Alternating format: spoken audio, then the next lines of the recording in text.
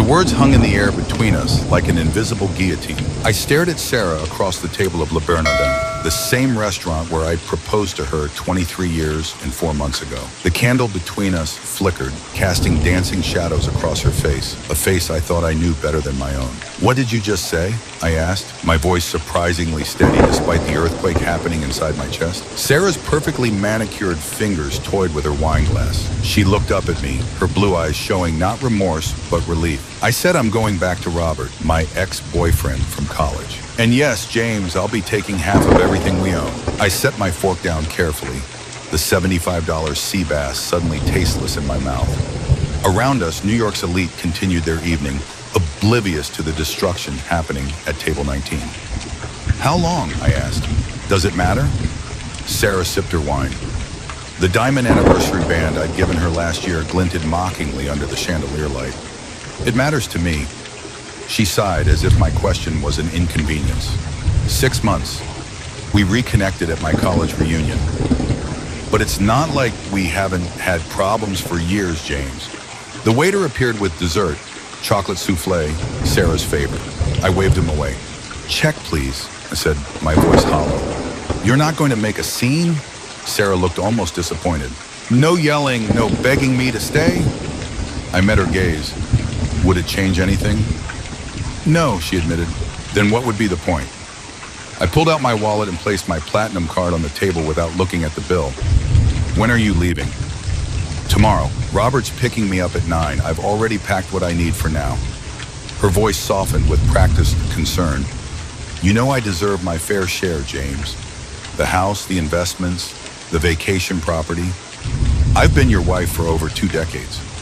I nodded slowly, a strange calm descending over me. "Then you should take your things tonight." Her perfectly penciled eyebrows drew together. "What?" "If you're leaving tomorrow, you should take your personal belongings tonight. I'll help you load them into your car." Sarah's confidence wavered just slightly. She'd expected tears, rage, desperate negotiations, not this cold efficiency. "You're just letting me go, just like that."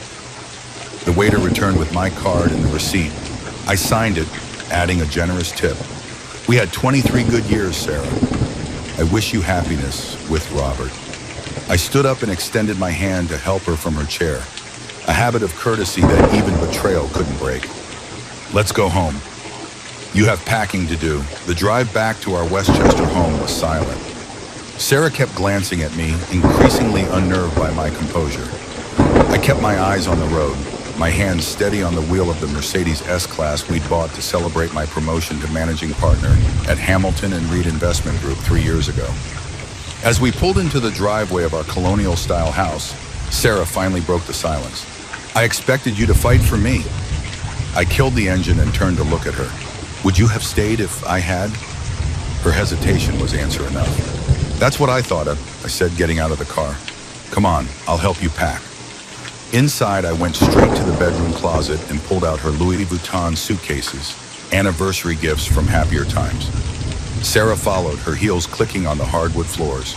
"You can have your clothes, jewelry, and personal items," I said evenly. "Everything else stays until the lawyers sort it out." Sarah's mouth fell open. "What do you mean, until the lawyers sort it out? James, I'm entitled to half of everything." I started taking her designer clothes from their hangers, laying them carefully on the bed. "You're entitled to what the law and our prenup say you're entitled to. No more, no less." "Prenup?" Sarah's voice rose an octave. "What prenup? We never signed a prenup." I continued packing her clothes, methodical and calm. "Yes, we did. June 15th, 2001, 3 days before our wedding. Your father insisted, remember? To protect the family money you stood to inherit." Sarah's face paled. "But that was to protect my inheritance, not your assets." "It works both ways, Sarah." Page 4, paragraph 3. "Assets acquired individually during the marriage remain individual property." I zipped up the first suitcase, and as luck would have it, most of our major assets are in my name only. "That's impossible," she whispered. "It's actually quite possible when you sign documents without reading them for 23 years. Sarah sank onto the edge of the bed, her confident facade crumbling. "You can't do this." "I'm not doing anything, Sarah. I'm simply following the agreement we both signed." I moved to her jewelry box, opening its mahogany lid. "Your diamond collection, the sapphires your mother left you, the Tiffany pieces, all yours, of course." "Stop it," she hissed, standing up. "Just stop it. This isn't how this was supposed to go." I paused, holding the pearl necklace I'd given her on our 15th anniversary. "And how was it supposed to go exactly? You were supposed to be devastated." Sarah's composure finally shattered. "You were supposed to beg, to offer anything to keep me." Robert said, "Ah, Robert." I placed the pearls in their velvet pouch and added them to her suitcase. "How is old Robert these days? Still working at that boutique investment firm in Connecticut? I hear they manage, what, 100 million in assets? That's cute." Sarah's eyes narrowed. "He makes enough." "I'm sure he does, but I doubt it's anywhere near the 8 figures I cleared last year." I started on her shoes now, each pair worth thousands.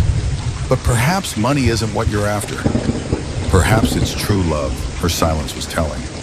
"Now, about your new living arrangements," I continued. "I assume you'll be moving into Robert's place?" Sarah crossed her arms. "For now, until I get my half of this house and our accounts." I smiled thinly. "I think you'll find that more challenging than you expect." "What does that mean?" Alarm crept into her voice. "It means I've had 23 years to prepare for contingencies, Sarah.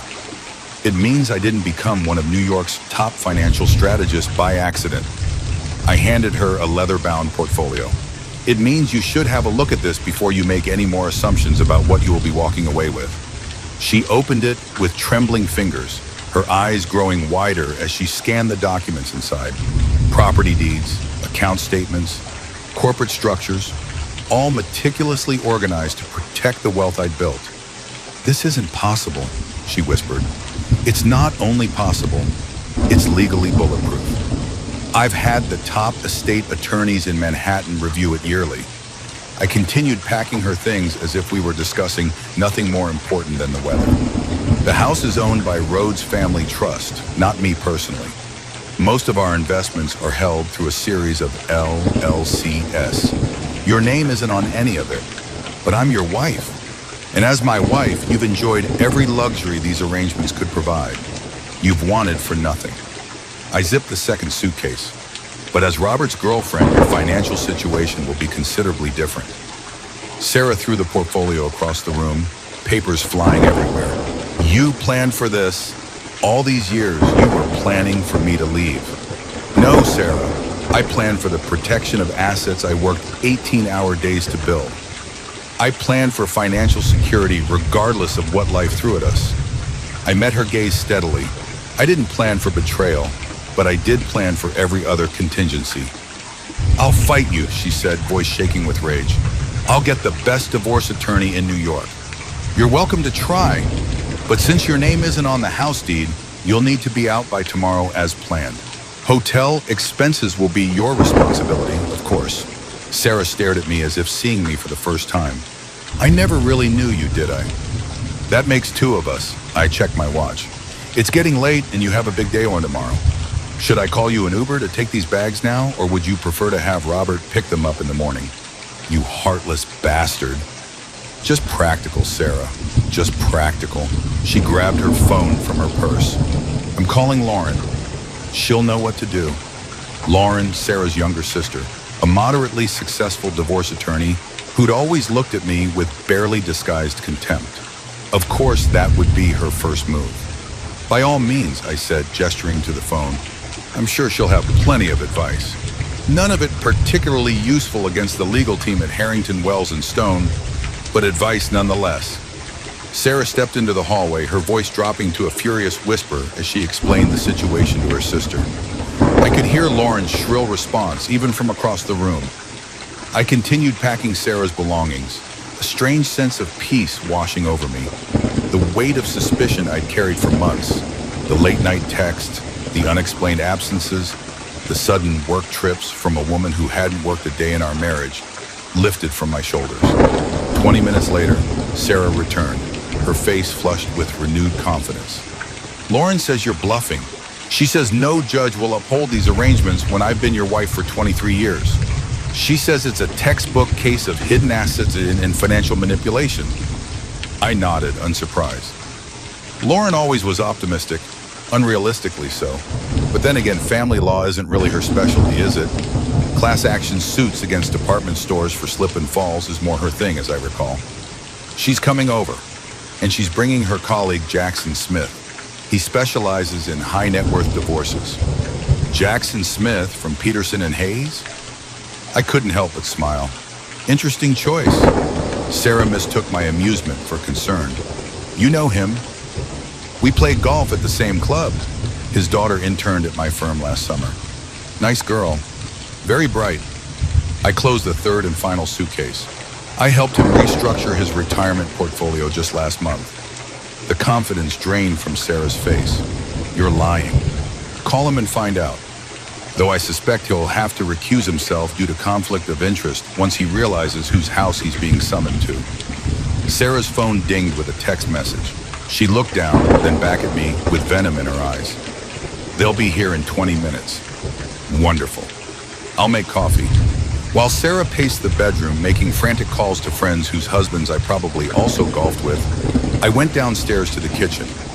I ground premium coffee beans, filled the machine with filtered water, and set out our best china, the Wedgwood set Sarah had insisted we needed for proper entertaining. By the time the doorbell rang, the house was filled with the rich aroma of French roast. I opened the door to find Lauren, her face tight with barely contained fury, and beside her, the tall figure of Jackson Smith, looking distinctly uncomfortable. James, Lauren said, not bothering with the pleasantries, we need to talk. Of course. I stepped aside to let them in. I've made coffee. Sarah is upstairs. Jackson cleared his throat. James, I didn't realize that it was my home you were coming to. No reason you would. Please, come in. I led them to the living room where Sarah was now waiting, her arms crossed defensively over her chest. Lauren immediately went to her side while Jackson hovered uncertainly by the doorway. Sarah has told me about your little financial shell game, Lauren began, her voice sharp. I want you to know that... Actually, Jackson interrupted, his discomfort evident. I think I should recuse myself from this situation. I have a professional relationship with Mr. Rhodes that creates a conflict of interest. Lauren turned to him, betrayal written across her face. What are you talking about? You agreed to take this case. That was before I knew who the husband was, Jackson said apologetically. I can't ethically represent Sarah against James when he's both my client and a business associate. Lauren's face reddened. Then I'll handle it myself. Coffee? I offered, placing the tray on the table. No, Lauren snapped. What I want is for you to explain how you think you're going to get away with hiding marital assets from my sister. I sat down, pouring myself a cup. There are no hidden assets, Lauren. Everything is properly documented, legally structured, and transparently reported to the IRS annually. Bullshit, she spat. Sarah is entitled to half of everything you've built together. The operative word being together, I replied calmly. Sarah hasn't worked a day since we got married. She hasn't contributed to our financial growth in any meaningful way. She supported your career. She maintained your home. She was your wife. Yes, she was. I sipped my coffee, and in exchange, she lived an exceptionally comfortable life. Private schools for the kids, luxury vacations, charity galas, spa retreats, unlimited shopping, all financed by me. Sarah stepped forward. I gave you the best years of my life, James. And I gave you financial security beyond what most people can imagine. But now you've chosen to leave for Robert, and that's your right. What isn't your right is half of assets that aren't jointly owned. Jackson shifted awkwardly. I should go. Please stay, I said. As a professional courtesy, I'd appreciate your objective assessment of the situation. Lauren glared at him. Don't you dare. Jackson sighed heavily. I've seen the prenup. It was included in James's estate planning documents that I reviewed last year. It's solid, Lauren. Ironclad, actually. What about the fact that it's ancient? 23 years, Lauren argued. Age strengthens it, actually, Jackson replied reluctantly. Consistent adherence to its terms over 2 decades makes it nearly unassailable. Sarah sank onto the sofa, the reality of her situation finally sinking in. So what am I entitled to? Per the prenup, I answered, you keep all gifts given to you during the marriage. Jewelry, clothes, personal items. You retain your inheritance from your parents, which I believe is around $300,000 in a trust. And you receive a lump sum of $100,000, which was the agreed settlement amount in the event of divorce. Lauren laughed incredulously. $100,000? Your watch cost more than that.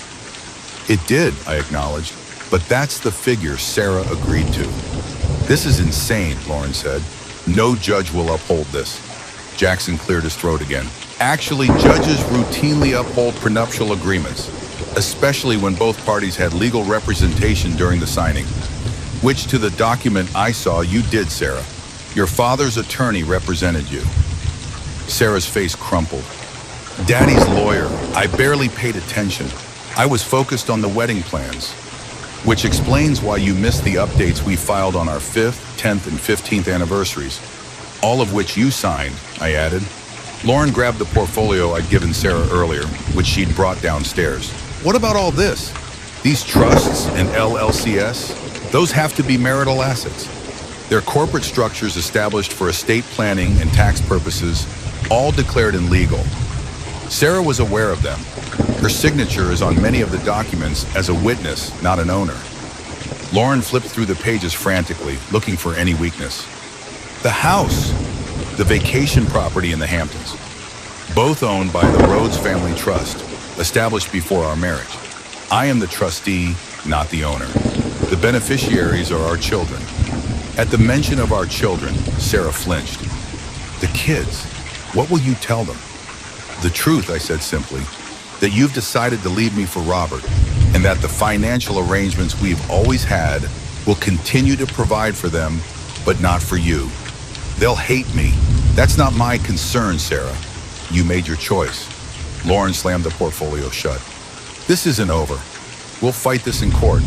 You're welcome to try, but I suggest consulting with a more specialized attorney first. I looked at Jackson, someone without a conflict of interest. Jackson nodded uncomfortably. I can provide some referrals. This is a nightmare, Sarah whispered. What am I supposed to do now? What you plan to do, I replied. Go to Robert, just with substantially less of my money than you anticipated. Lauren stood up, pulling Sarah to her feet. Come on, Sarah. You're coming home with me tonight. We'll figure this out. I rose as well. I've packed 3 suitcases with your essentials, Sarah. Would you like me to bring them down? She nodded mutely, tears finally beginning to fall. As I carried the luggage downstairs, I heard Lauren's fierce whispers to her sister. Don't worry. He's bluffing. No one is this prepared. We'll find the weak spot in his armor. I set the suitcases by the door. Jackson, would you mind helping me load these into Lauren's car? Clearly eager to escape detention, Jackson quickly agreed. As we carried the bags outside, he spoke in a low voice. James, I'm sorry about this. I had no idea. No apology necessary, I assured him. Professional hazard. For what it's worth, your arrangements are some of the most comprehensive I've seen. Most men aren't nearly so thorough. I closed the trunk. Most men haven't spent their careers watching other men lose everything in divorces they didn't see coming. Back inside, Sarah was putting on her coat, her movements mechanical. You'll regret this, James, Lauren promised as she guided her sister to the door. When we're done, you'll wish you'd just given her what she deserved from the beginning. I held the door open for them. Good night, Lauren. Sarah, I'll have my attorney contact you regarding the formal separation agreement. As they walked to the car, I heard Sarah ask her sister in a broken voice, what will I tell Robert? I closed the door before I could hear Lauren's response.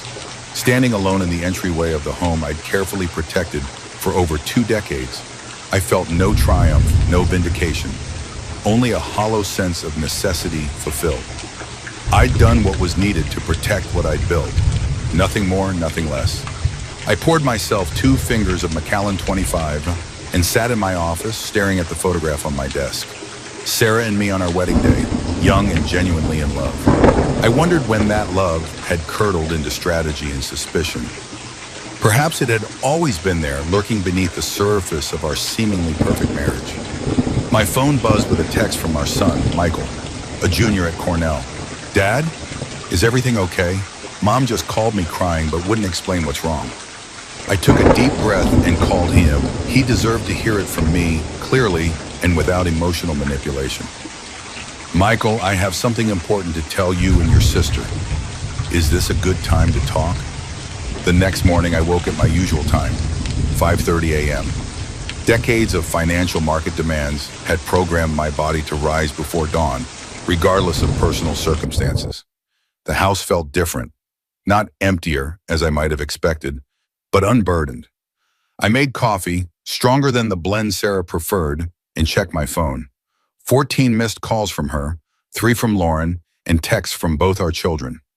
Michael's message was supportive. "I'm here if you need to talk, Dad."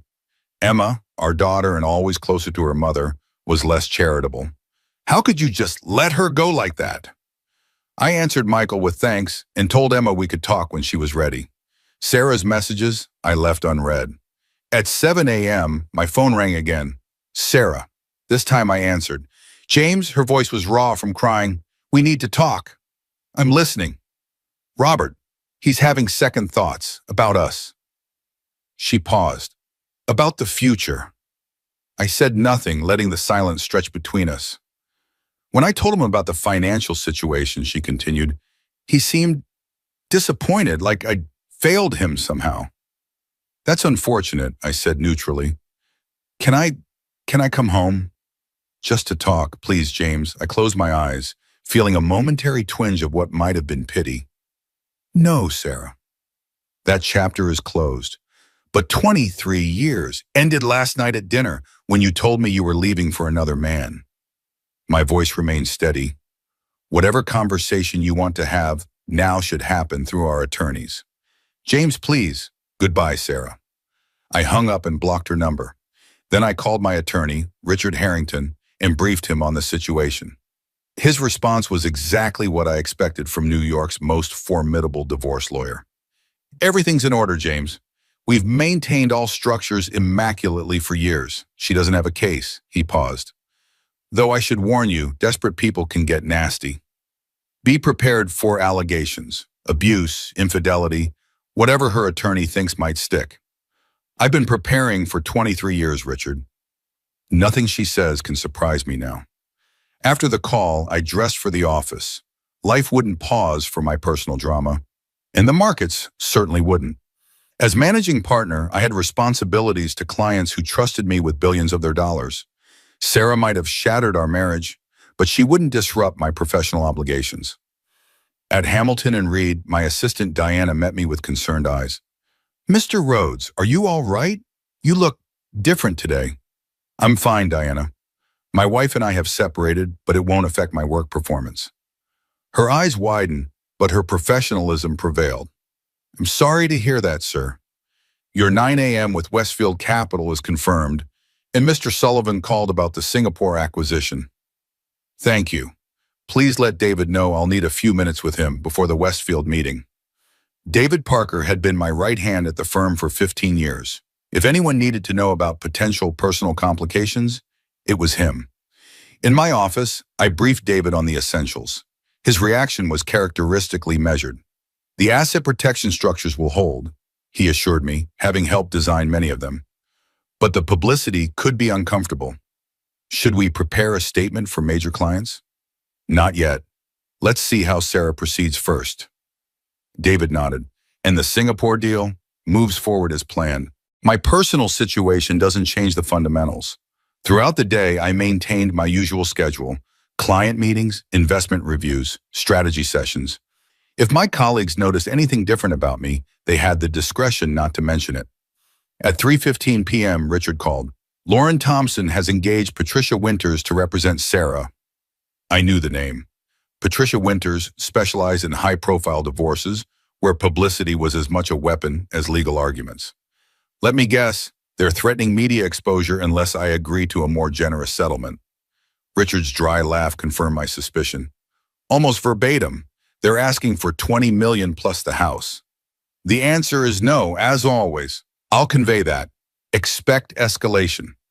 By 5 p.m., the first salvo had been fired, not in court, but on Sarah's Instagram account, where her 15,000 followers, mostly charity circuit acquaintances and country club friends, were treated to a tearful selfie captioned, "After 23 years of supporting his career and raising his children, my husband has locked me out with nothing. Number financial abuse, number narcissistic divorce." My phone immediately lit up with messages from concerned friends and business associates. I ignored them all, focusing instead on finalizing the Singapore acquisition papers until 8:30 p.m. As I was leaving the office, Michael called. "Dad, have you seen what Mom posted?" "I'm aware of it. It's crazy. She's making it sound like you threw her on the street with nothing but the clothes on her back. Your mother is upset and lashing out. It's to be expected. But it's lies. You paid for everything her entire adult life." I stepped into the elevator, suddenly feeling every minute of my 52 years. "Michael, there's something important I want you to understand. In situations like this, people will take sides based on their own agendas, not the facts. What matters is that you and Emma know the truth." Emma's confused. She's getting one story from Mom and another from me. "Tell her she can call me anytime. I'll always be honest with her." "Dad, are you okay?" The elevator reached the lobby and I stepped out into the cool New York evening. "I'm fine, son. This isn't my first crisis." But it was in many ways. Financial crises I could navigate with clear-eyed precision. This personal implosion was different, messier, more unpredictable. I decided to walk home, needing the 40 blocks to clear my head. The city pulsed around me, indifferent to my private drama. Couples passed by, some holding hands, others arguing quietly. I wondered how many of them had contingency plans, how many were one dinner conversation away from destruction. My phone buzzed again, a text from David. "Heads up, Sarah called 3 major clients today, Sullivan, Breckman, and the Westlake Foundation, trying to warn them about instability at the firm due to your erratic behavior lately. All 3 called me immediately. I've contained it, but thought you should know." I stopped walking, genuine anger rising for the first time. Targeting me personally was expected, but threatening the business I'd built, the livelihoods of my employees, the trust of my clients, that crossed a line I hadn't anticipated even Sarah would breach. I texted back, "Thank you. Have legal prepare a cease and desist for interference with business relationships. Send it to Patricia Winters tonight." By the time I reached my building, I'd received notification that Sarah had been served with emergency restraining orders, preventing her from contacting any Hamilton and Reed clients, employees, or associates. The doorman greeted me with unusual deference, making me wonder what gossip had already reached him. Inside my apartment, the silence was different than it had been that morning, heavier somehow, as if the day's events had added physical weight to the air. I poured another Macallan and called Richard. "She went after the business," I said without preamble. "I heard." That was a miscalculation on their part. Why would Patricia let her do something so obviously actionable? Richard was quiet for a moment. "I don't think she did. This feels like Sarah going rogue, trying to hurt you where she thinks you're most vulnerable. She doesn't know me at all if she thinks I wouldn't protect the firm. People in emotional distress rarely think clearly, James. And from what you've told me, Sarah hasn't had to think strategically about finances for over 2 decades. You've handled everything." The observation struck uncomfortably close to home. Had I created this situation by shielding Sarah from financial reality for our entire marriage? "What's their next move likely to be?" I asked, pushing the thought aside. "If Patricia is smart, she'll rein Sarah in and focus on finding technical flaws in the prenup. If not, expect more social media drama and possibly attempts to alienate your children." Emma's already wavering. "That's to be expected. Daughters often side with mothers initially, especially when the mother is portraying herself as a victim." After hanging up, I sat in the dark living room, nursing my whiskey and watching the city lights through the floor-to-ceiling windows. For the first time since Sarah's announcement, I allowed myself to feel the full weight of what had happened. 23 years, gone in an instant. The future I'd planned, retirement travel, grandchildren growing old together, erased and replaced with legal battles and family division. Had I ever really known her? Had she ever really known me? Or had we been playing roles for so long that the real people underneath had become strangers? My phone rang again. Emma, I answered immediately. Dad? Her voice was small, uncertain. I'm here, sweetheart. Sweetheart. She says you planned this for years, that you never really loved her, that you were just waiting for a chance to discard her. I closed my eyes, pain lancing through me at the accusation. Do you believe that, Emma? She hesitated. I don't know what to believe. Everything's happening so fast. Then let me ask you something. In all the years you've known me, have I ever been cruel? Have I ever been unfair? No, she admitted softly. I loved your mother, Emma. I built a life with her, created a family with her, worked 18-hour days to give all of you everything you could ever want. Then why won't you just give her what she's asking for now? You can afford it, Dad, because actions have consequences. Your mother chose to leave me for another man. That was her right. But it doesn't entitle her to the rewards of a commitment she decided to break. Emma was quiet for a long moment. She's really upset, Dad. I've never seen her like this. I understand that, and I'm sorry she's suffering, but her choices led her here, not mine. She says Robert isn't returning her calls now. I wasn't surprised. Robert Palmer had always been a fair-weather presence, charming when things were easy, absent when they became difficult. Sarah had left substance for shadow, security for excitement. That's between them, I said carefully. My concern is you and Michael. Are you okay? I guess it's just weird. Everything was normal last week, and now nothing will ever be the same. Some changes come without warning, Emma, but you're strong. You'll adapt. After saying goodnight to my daughter, I checked my email one last time before bed.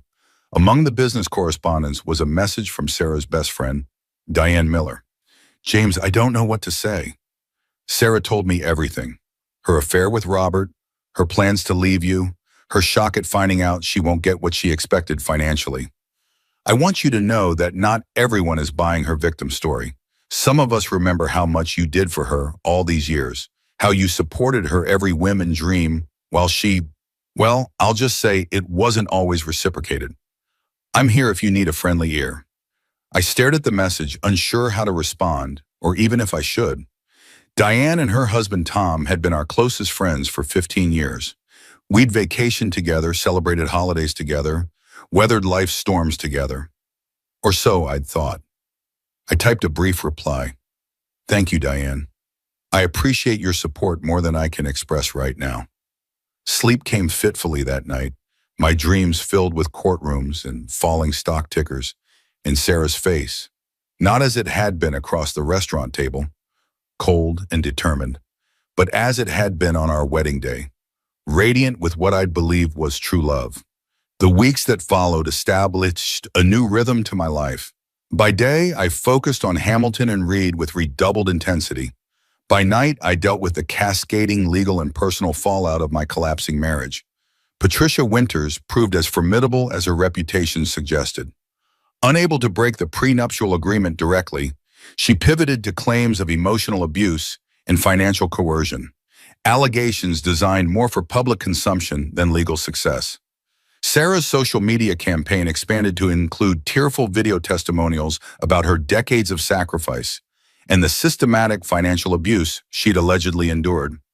Each new post brought waves of supportive comments from people who knew nothing of our actual relationship, interspersed with occasional skepticism from those who'd witnessed Sarah's champagne-soaked, leisure-filled life firsthand. Richard kept me updated on the legal maneuverings, most of which were denied or dismissed by increasingly impatient judges. The prenup held firm, as did the various trusts and corporate structures I'd established. Emma gradually came back to my corner as Sarah's public behavior became more erratic. Michael never wavered, his analytical mind seeing through his mother's emotional manipulation from the start. 1 month after that fateful dinner at Le Bernardin, I received an unexpected visitor at my office. Diana buzzed my intercom shortly after lunch. Mr. Rhodes, there's a Mr. Palmer here to see you. He doesn't have an appointment, but he's quite insistent. Robert Palmer, Sarah's paramour, the catalyst for our separation, the man she'd chosen over our 23-year marriage. Send him in, I said, curiosity overcoming my initial impulse to refuse. Robert entered my office with considerably less swagger than I'd expected from Sarah's college flame, who had supposedly swept her off her feet. He was a handsome man, about my age but with more hair and less gray, dressed in a suit that was expensive but not quite right for his frame. Purchased, not tailored. James, he said, extending his hand tentatively. Thank you for seeing me. I shook his hand briefly, gesturing to the chair across from my desk. What can I do for you, Robert? He sat down, clearly uncomfortable. This is, unconventional, I know. That's one word for it. He rubbed his hands together nervously. I want to apologize. For my role in all this, I leaned back in my chair, studying him. Interesting. Why? Because I didn't understand what I was getting into. He met my eyes directly for the first time. Sarah wasn't honest with me about a lot of things. Such as? She told me you were essentially separated already, that you lived separate lives, that the marriage was just a formality you maintained for appearances. I kept my expression neutral. Go on. She said you'd already discussed divorce amicably, that you'd agreed she should get half of everything, that the only reason you hadn't filed yet was some complicated tax situation that would resolve by year-end. Despite everything, I almost laughed. And you believe that? Robert shifted uncomfortably. We were rekindling something powerful, something from our youth. I wanted to believe her. And now I realize I was manipulated, used as a catalyst for her exit strategy. He sighed heavily. A strategy that backfired spectacularly, as it turns out. I studied him, trying to decide if his contrition was genuine or merely another manipulation. Why come to me with this, Robert? What do you hope to accomplish? He straightened slightly. Two things. First, to apologize man to man. What happened wasn't honorable, and I played my part in it. And second, to let you know that I've ended things with Sarah. Completely. His expression hardened slightly. She's become unstable, making demands, threats. I can't have that in my life or my business. I nodded slowly. I appreciate your candor, though I'm curious why you think I'd care about your relationship status with my soon-to-be ex-wife. Robert stood, adjusting his suit jacket. Because she's still your problem, legally speaking. And I thought you should know that she's desperate now. No relationship, no financial windfall, no clear path forward. In my experience, desperate people do desperate things. After he left, I sat contemplating his warning. Was it a genuine heads-up from one man to another, or some more complex manipulation? Either way, he'd given me something to consider. I called Richard immediately. Sarah's relationship with Palmer has ended, I told him. He came to my office to inform me personally. Richard was silent for a moment. That's unusual. He claims she's becoming unstable. Suggested we should be prepared for escalation. I'd take that seriously. When someone loses everything they thought they had, with no backup plan. He didn't need to finish the thought.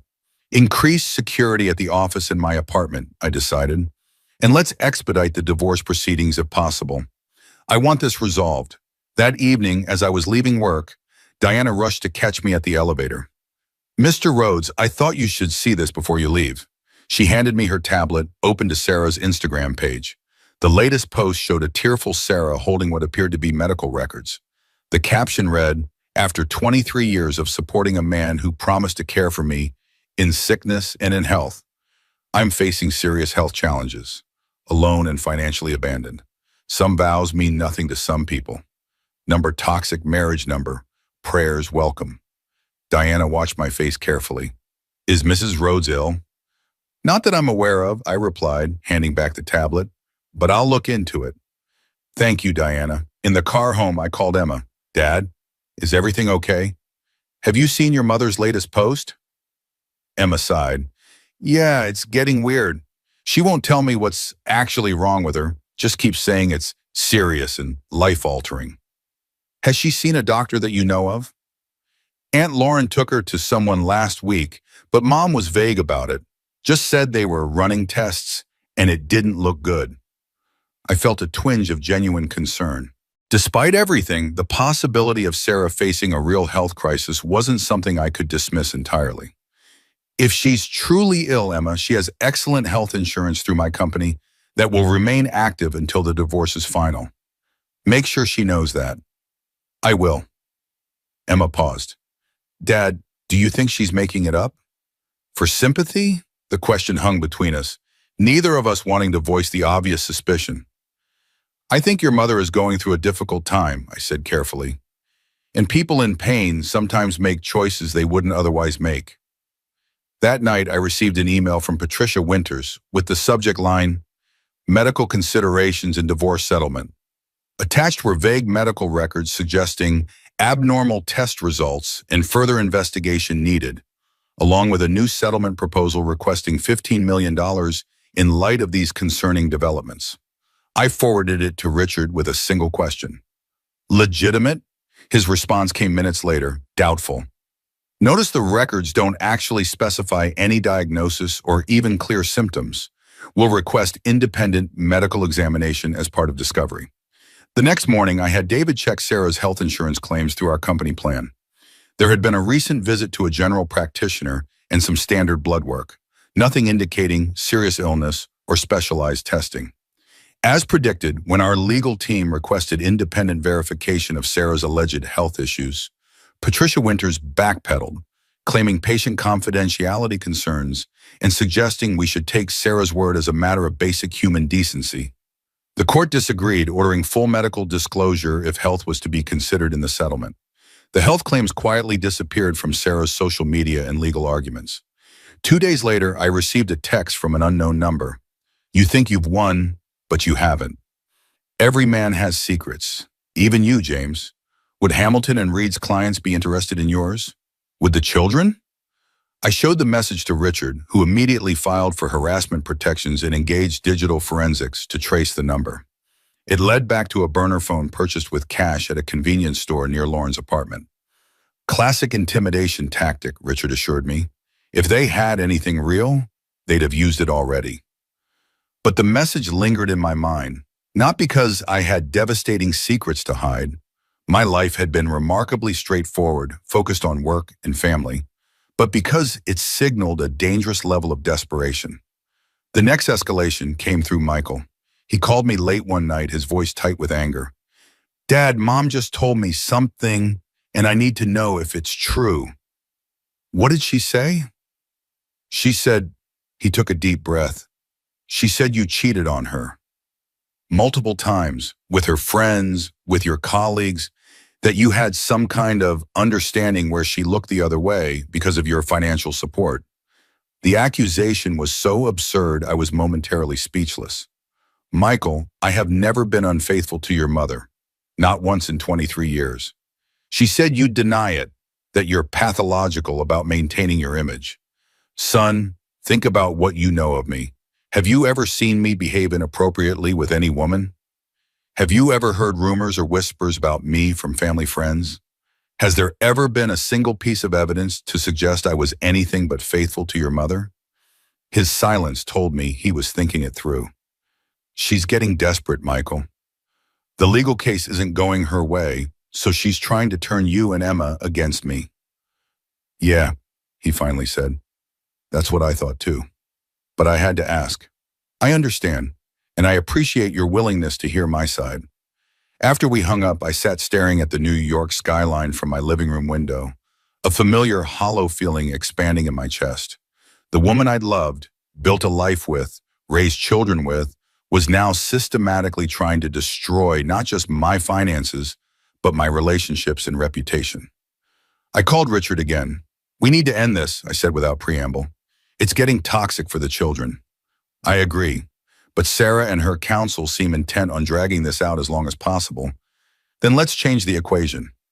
I'll increase the settlement offer to $500,000 if she agrees to complete confidentiality and non-disparagement for life, and she drops all other claims immediately. Richard was quiet for a moment. That's significantly more than the prenup requires. It's still far less than she's demanding, and it would be worth it to protect the children from more of this ugliness. I'll present it first thing tomorrow. The response came by mid-afternoon, rejection, with a counter-demand for $10 million. That evening, Emma called in tears. Dad, Mom's saying terrible things about you. That you controlled her, isolated her, monitored her spending as a form of abuse. That you threatened to destroy her if she ever left you. I closed my eyes, feeling a wave of exhaustion. None of that is true, Emma. You lived in our home. Did you ever see me control or abuse your mother? No, she admitted. But she says it happened when we weren't around. Emma, your mother had complete freedom. Her own credit cards with no limits. Her own car. Her own friends. She traveled to spas and retreats without me regularly. Does that sound like someone being controlled? No. Emma's voice strengthened slightly, and it doesn't sound like you either. This will be over eventually, I promised her. Try not to let it come between us. After we hung up, I poured a larger Macallan than usual and made a difficult decision. I called Sarah directly, using Emma's phone number since her own was still blocked. She answered on the first ring. Emma, it's James. Silence then. What do you want? To end this circus before it does any more damage to our children. Then give me what I deserve. I offered $500,000. That's 5 times what the prenup specifies. She laughed bitterly. After 23 years, it's an insult. It's reality, Sarah. The legal structures are holding. The allegations aren't sticking. All you're accomplishing is hurting Michael and Emma. Don't you dare use the children against me. Her voice rose sharply. You're the one who's being unreasonable. The path you're on leads nowhere good, Sarah. Not for you, not for the kids. Take the offer, sign the papers, and move on with your life. Move on to what? Her voice cracked with genuine emotion for the first time. I'm 50 years old, James. I haven't worked in decades. Robert's gone. My friends are choosing sides. What exactly am I moving on to? For a moment, I felt a flicker of the compassion I'd once had for her. You'll have $500,000, your jewelry collection worth at least that much, and your inheritance. That's more than most people have to start over. It's nothing compared to what we built together. What I built, I corrected her gently, while you enjoyed the benefits. You cold bastard. You really have no heart, do you? I did once. I gave it to you on our wedding day. You handed it back at Le Bernardin. She was quiet for a long moment. I'm not taking your insulting offer. Then we continue as we have been. But know this, every false allegation, every manipulative social media post, every attempt to turn the children against me only strengthens my resolve. The offer won't increase, Sarah. It will only decrease. I hung up before she could respond. 2 days later, I received a disturbing call from Emma. Dad, I'm worried about Mom. She's not answering her phone, and she posted something really strange on Instagram last night. What kind of post? Just a black square without the caption "morning" when there's nothing left. I tried calling, but it goes straight to voicemail. Aunt Lauren can't reach her either. A cold sensation settled in my stomach. Where was she staying last time you knew? Some cheap motel in White Plains. The Pinewood, I think. She said she couldn't afford anything else. I'll handle it, Emma. Stay where you are, and I'll call you as soon as I know anything. I called Richard immediately. I need the exact address of where Sarah's staying.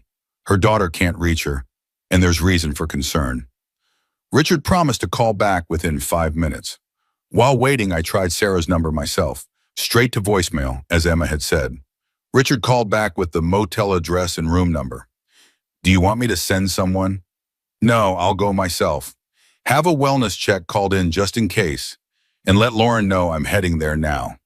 The drive to White Plains took 40 minutes. The Pinewood Motel was exactly as depressing as its name suggested. A rundown 2-story structure with peeling paint and flickering neon. Sarah Rhodes, who had spent 2 decades in luxury homes and 5-star hotels, reduced to this. The thought twisted something inside me, despite everything. The motel manager was reluctant to open the room until I mentioned the police wellness check that was already on its way. The door swung open to reveal a small, dark room that smelled of stale cigarettes and cheap cleaning products. Sarah wasn't there. Her belongings were clothes strewn across the unmade bed, makeup scattered on the bathroom counter, an empty wine bottle on the nightstand, but no Sarah. The manager shrugged. Haven't seen her since yesterday morning. Thought maybe she checked out and forgot her stuff. As I was about to leave, I noticed Sarah's phone on the floor between the bed and wall, its battery dead. Next to it was a handwritten note. I picked it up, my hand suddenly unsteady. James, you win. I have nothing left.